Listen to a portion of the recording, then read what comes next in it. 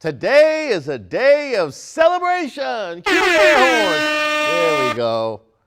Yes, today the Washington Commanders announced that Dan Snyder has hired Bank of America to start the process of selling the team.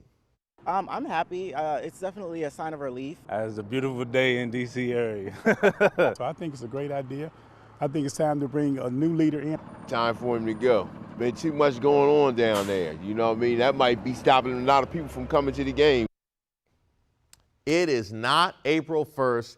This is really happening. And judging by social media, people are very happy over the news. And it wasn't just me. This tweet from Not Robert Griffin reads, "Me escorting Snyder's private jet out of Dulles after the sale is complete."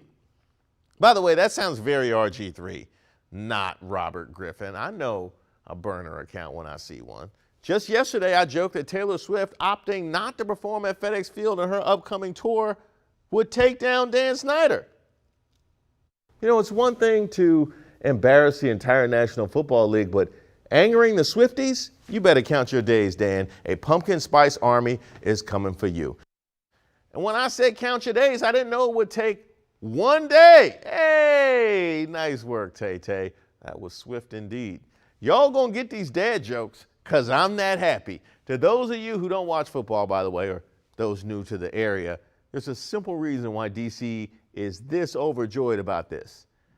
Dan Snyder's the most trash owner in all of team sports, and he has been for a very long time. The team has only made 6 playoff appearances in the 23 years since he bought it in 1999.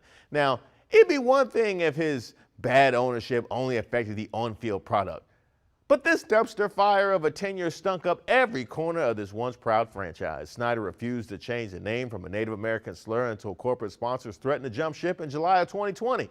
Then, a mere 3 days later, the Washington Post reported that 15 women formerly employed by the team claimed that they were sexually harassed during their time working there. The report said Snyder was personally involved in some of the incidents of harassment. It got to the point where Congress had to jump in and pressure Snyder to testify. And just about an hour before we went to air, ESPN just dropped a report saying a Virginia federal court is now investigating the team for financial improprieties.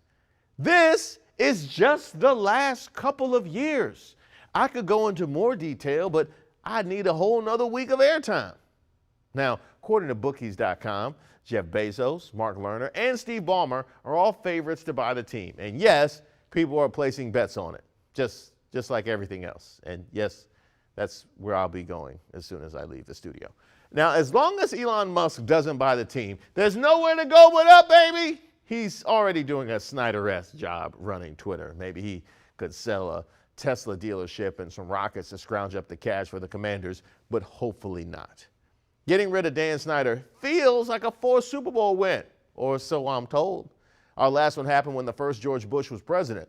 But once Snyder sells the team, I'll finally be able to say this with a straight face: maybe next year is our year. It's expected to sell for billions. Good Lord, that's a lot of money. How much for one football, Bank of America?